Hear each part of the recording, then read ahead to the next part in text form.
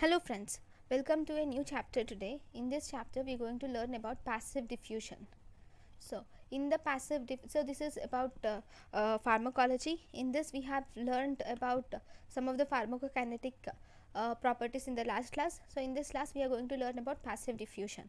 So in the passive diffusion, so this is the intestinal lumen, this is the blood vessel. For the drug to pass through the membrane into the blood vessel, the drug has to be unionized. If the blood is ionized, think that the blood has positive charge, and even the membrane has protein, and that protein also has positive charge. So if the drug has positive charge, it will repel from the positive charge of the protein. It will get repelled from the positive charge of the protein. Whereas the drug is ionized, and if it has negative charge, then this negative charge drug will get extracted to the protein, but still it does not get absorbed. It does not pass the membrane. For the drug to pass through the membrane, it should be unionized. So if you see, only the unionized drug is absorbed. So this is one important thing. Only and only unionized drug can get absorbed. So for the unionization of the drug, pH of the drug should be equal to pH of the medium. If the pH of the drug is equal to pH of the medium, only then there will be unionization of the drug. So if for the maximum absorption of the drug, so if you were asked where does the maximum absorption of the drug takes place, maximum absorption of the drug will take place in small intestine, that is in duodenum, and maximum unionization of the drug occurs in stomach. Maximum absorption of the drug occurs in small intestine, that is duodenum, whereas maximum unionization of the drug occurs in stomach. Then for ionization, the pH of the drug and the pH of the medium should be different. That is one important prerequisite. That is, if the drug medium, pH of the medium and pH of the drug is almost similar, then that will be in unionized form.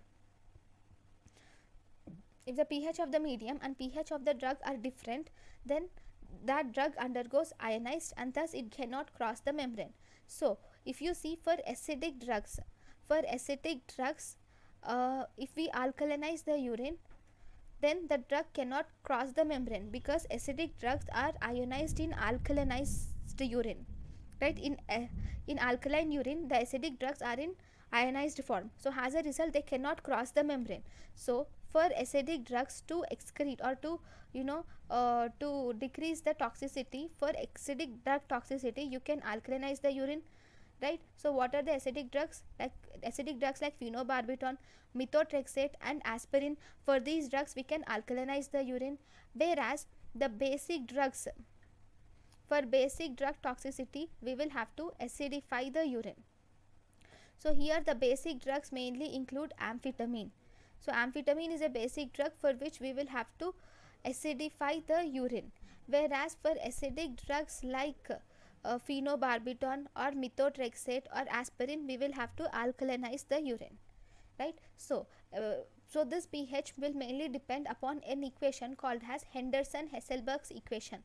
According to this Henderson-Hasselbalch equation, this will help us to find out the percentage of ionized and unionized drug. So for acidic drug, if you see, for acidic drug, it is log 10 to the power of 10 unionized by ionized, that is equal to pKa minus pH. Here unionized by ionized.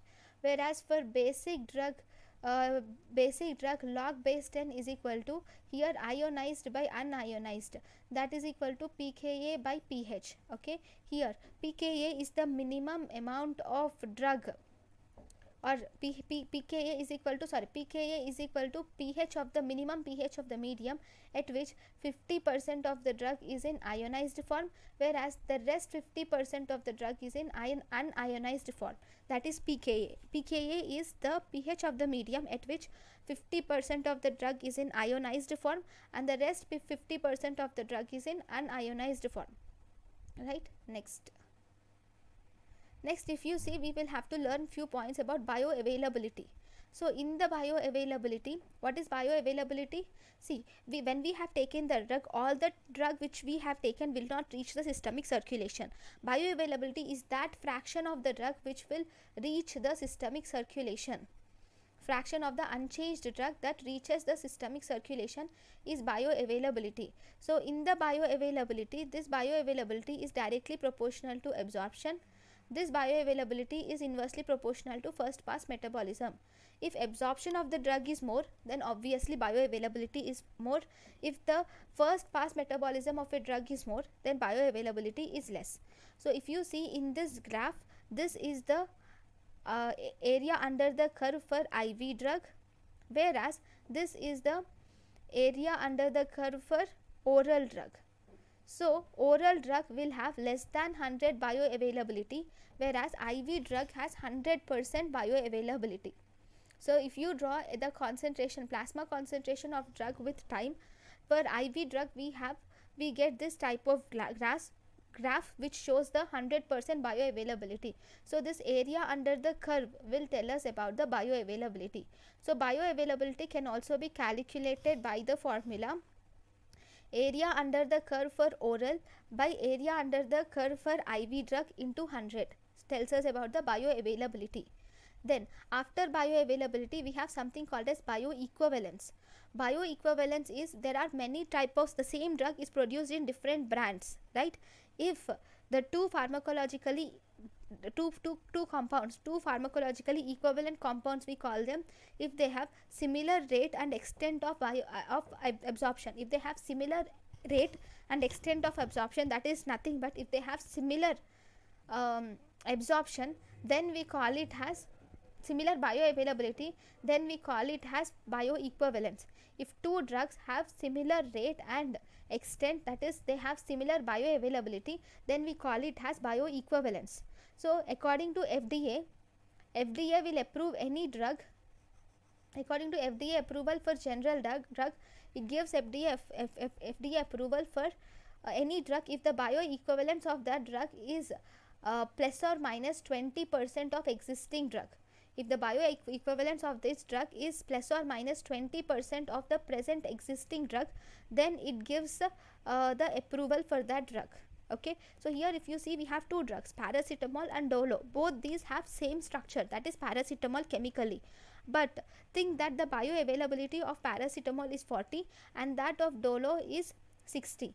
Only if the bioavailability of dolo is between 20 to 60, only then we consider both of these as bioequivalent drugs. Then that is about the absorption. Then after absorption, let us now learn few points about distribution. So once the drug has been absorbed, it has reached the blood now. From the blood, it goes to the different organs. Apparent volume of distribution is the total plasma of the drug required to accommodate the administered drug in whole body is called as apparent volume of distribution. Apparent volume of distribution is nothing but the total plasma that is required to accommodate the administered drug in the whole body. That means the amount of plasma that is required to administer the drug, dose of the drug in the whole body at plasma concentration is called as apparent volume of distribution. So apparent volume of distribution can be calculated for IV route and also for any other route. So if it is calculated for IV route, obviously the bioavailability in IV route is 100. So volume of distribution is dose of the drug by plasma concentration. So apparent volume of distribution is dose of the drug by plasma concentration gives us the apparent volume of distribution for IV route. If you see for any other route, apparent volume of distribution is equal to dose of the drug by plasma concentration into bioavailability. Apparent volume of distribution is equal to dose of the drug by plasma concentration into bioavailability gives us the apparent volume of distribution for any other route. So apparent volume of distribution for IV route is equal to volume of distribution is equal to dose of drug by plasma concentration. For overall, it is dose of drug by plasma concentration into bioavailability. So here bioavailability is taken as 100%. So obviously VD is equal to dose of drug by plasma concentration. So here we have something called as loading dose.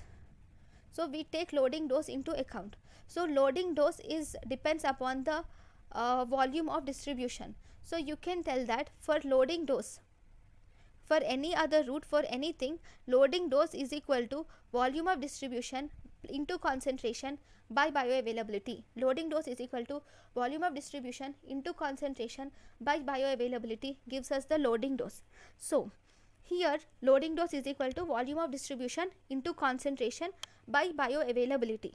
If bioavailability for IV route is 1, right, 100%. So as a result, the loading dose for IV route is equal to volume of distribution into concentration, right? So remember, if we have 100 moles of a drug, just it's arbitrarily I'm telling, if there are 100 moles of a drug and this 100 moles go to the plasma and they get distributed, and 0 moles will reach the target organ.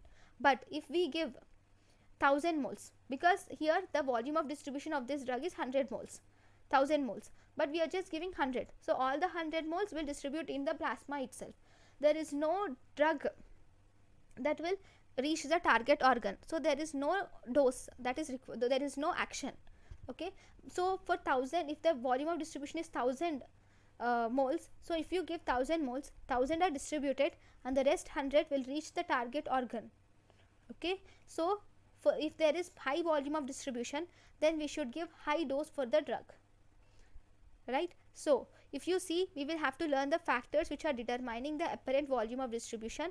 In this, lipid solubility is directly proportional to volume of distribution. If volume of distribution is more, then the drug is more lipid soluble, right? Because it is easily, if the lipid solubility is more, then the volume of distribution is more, because lipid soluble, so it can easily go into all the spaces of the body. Then it also depends upon the fat content. If fat content is more, then volume of distribution is more. So in obesity, there is increased volume of distribution. For athletes, there is decreased volume of distribution. If you see gender, females have more volume of distribution than males, and in older age, that is in elderly, have more volume of distribution than youngs, because in elderly there is more fat content. Then volume of distribution is also dependent on plasma protein binding. If there is proper plasma protein, if the plasma protein binding is more, then volume of distribution is less. Okay, that is, plasma protein binding is inversely proportional to volume of distribution. Then we have tissue binding. In tissue binding, if you see, digoxin has increased affinity for skeletal muscles. So as a result, if some tissues will have increased affinity for a particular tissue, okay, some drugs have increased affinity for particular tissue, in them we will have to give more dose and they have more volume of distribution. So here, if you see, for all this, the conclusion that we can get is loading dose is dependent upon the volume of distribution, and it is also based on the lean body mass of the person. Okay, next we will have to see about we will have to learn some points about the plasma protein binding. So in the plasma protein binding, we have any drug can bind to any of the two plasma proteins. It can bind to either albumin or alpha-1 acid glycoprotein. If it is an acidic drug, acidic drugs will bind to most commonly to albumin, whereas the basic drugs bind most commonly to alpha-1 acid glycoprotein. So what are the acidic drugs which are binding to albumin?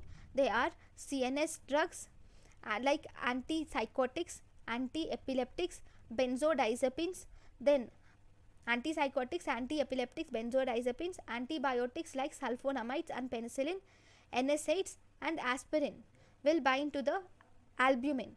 So acidic drugs like CNS, antipsychotics, anti-epileptics, benzodiazepines, antibiotics like sulfonamides and penicillin and aspirin and NSAIDs bind to the albumin, whereas basic drugs like, if you see, basic drugs like tricyclic antidepressants,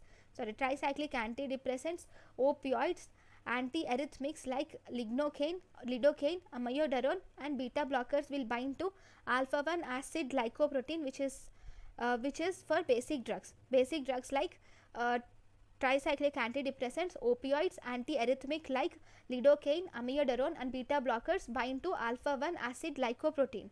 So if you see, for nephrotic syndrome or nephrotic syndrome, chronic kidney disease or cirrhosis, these albumin will decrease. So the plasma protein binding decreases. So there is more free drug which is available in the plasma. So that will causes toxicity. If you see the other conditions like rheumatoid arthritis, inflammatory bowel disease, or myocardial infarction, there is increased alpha 1 glycoprotein. So there is decreased free drug. So this will decrease the toxicity. Okay. Then we will have to learn few points about drug toxicity. So in the drug toxicity, in which of the following, in that first is dialysis. Remember, dialysis is not effective. In which cases is dialysis not effective? It is not effective to treat the drug poisoning with high volume of distribution. In any drug poisoning with high volume of distribution, then we cannot do dialysis. So if there is high concentration of the drug, because in volume of distribution is high, then concentration of the drug is more in tissues. Dialysis is mainly done for plasma.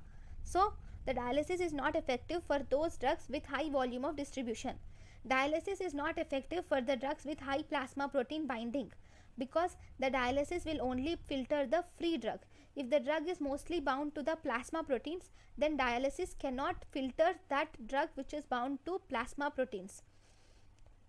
Then dialysis is not done for those group of drugs which have an irreversible binders, because dialysis is an invasive procedure. If there is already some one antidote which is available, then why should we take the risk of doing dialysis, right, which is an invasive procedure. So dialysis is not done for benzodiazepines which has an antidote of flumazenil, beta blockers with antidote of glycogen, amphetamine has antidote that is ammonium chloride, digoxin has an antidote digibind, opioid antidote is naloxone, antidote of organophosphates is atropine, antidote for calcium channel blockers is calcium gluconate. So in all these drugs which have an antidote, we will not do dialysis. Okay. Next, this is about the drug toxicity. Next, let us learn about the metabolism of the drugs. Okay, so if you see the metabolism of the drugs can be divided into two types. The metabolism is of two types. One, we have phase 1 metabolism. Second, we have phase 2 metabolism. In phase 1 metabolism, if you see, most of the drug is inactivated in this metabolism, and here a functional group is added to the drug. So which drugs are metabolized in phase 1? Most of the drugs are inactivated, except some drugs which are activated. They include the prodrugs. Only the prodrugs are activated. Prodrugs like levodopa, clopidogrel, famciclovir, carbimazole, and all ACE inhibitors except captopril and lisinopril. So all these are activated in phase 1 reactions. So in the phase 1 reactions, these are the following reactions which happen in phase 1 reactions. Most common reaction in phase 1 reactions is most commonly oxidation. Others like reduction, deamination, cyclization, hydrolysis, aromatization, and aliphatic hydroxylation are the different reactions which occur in phase 1 reactions. The phase 1 enzymes are CYP450 microsomal enzymes are the phase 1 enzymes. Okay, in the phase 1 reactions there occurs oxidation, reduction, deamination, cyclization, hydrolysis, aromatic hydroxylation, and aliphatic hydroxylation occur in phase 1 reactions. Then if you see in phase 2 reactions, we have conjugation. So in the conjugation, we have in this conjugation inactivated drug. To this inactivated drug, we will add a functional group, and which has added in phase 1. In phase 1, the inactivated drug, to this we have added a functional group, right? Oxidation, reduction, hydrolysis, hydroxylation, deamination. Here we are adding a functional group. So a functional group is added in the phase 1. Then in phase 2, we will add a conjugate. Okay, once we add a conjugate to this inactivated drug with functional group, then this will convert the this will convert the unionized drug to ionized drug. So here we are adding to this inactivated drug, you are adding a conjugate. So once you add the conjugate, then this will convert the unionized drug to ionized drug. Okay, so this ionized drug is now water soluble. Because it is water soluble, it can be excreted in the urine. So what are the reactions that occur here?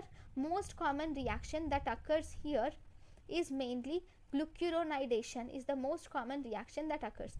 Other reactions like glycination, glutathione, acetylation, methylation, sulfation can also occur in phase 2 reactions. In phase 2 reactions, glucuronidation is the only reaction which occurs through microsomal enzymes, whereas other reactions like glycination, glutathionation, acetylation, methylation and sulfation occurs through non-microsomal enzymes. Okay, so this is about metabolism. Then if you see, we will see the difference, the phase 1. Okay, what are the different drugs which are involved in phase 1? See, in phase 1, I said most of the drugs in phase 1 are metabolized by CYP450 enzyme. Here CYT is cytochrome, that is heme protein which binds to oxygen. P is pigment. Here if the pigment absorbs at wavelength of 450 nanometers, so we call it as CYP450. Okay, so the first type of enzyme is, we will see the drug metabolized and enzyme here, type of enzyme and the drug metabolized. If it is CYP1A2 enzyme is metabolized by tamoxifen, tacrin and theophylline. CYP1A2 is metabolized by tamoxifen, tacrin and theophylline. CYP2B6 is metabolized by cyclophosphamide and methadone. CYP2C6 is metabolized by phenytoin, warfarin. CYP219 is metabolized by omeprazole and clopidogrel.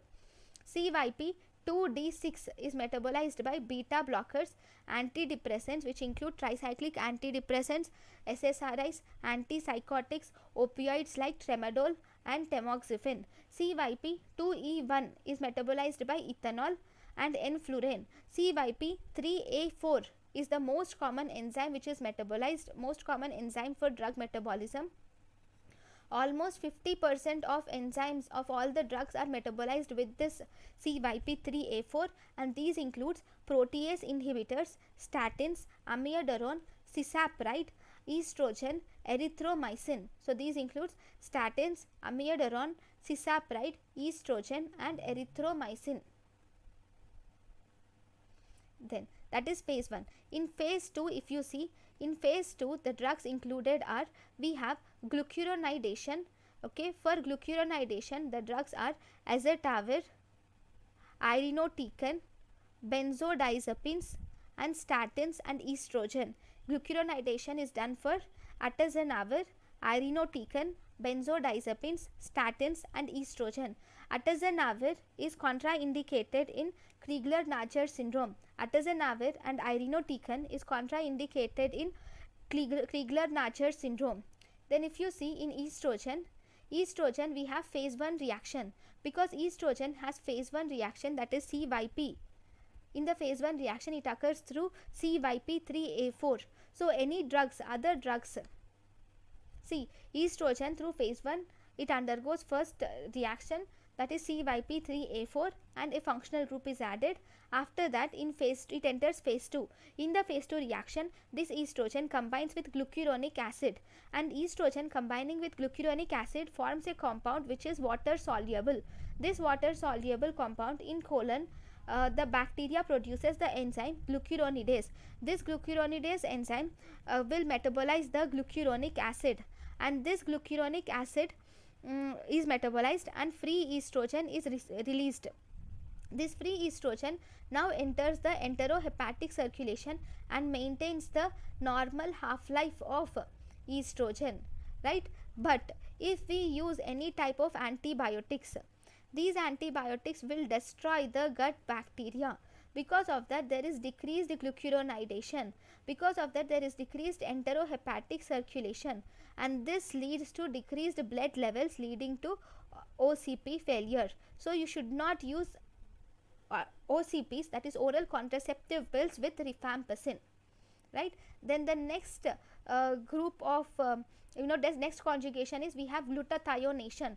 Glutathione is F is the factor, F is the one which is important.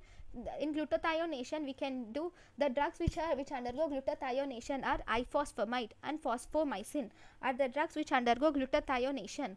Then we have glycination. For glycination, niacin undergoes glycination. Then we have methylation is M, that is mercaptopurine and methyl dopa undergo methylation. Mercaptopurine and methyl dopa undergo methylation. Then we have acetylation.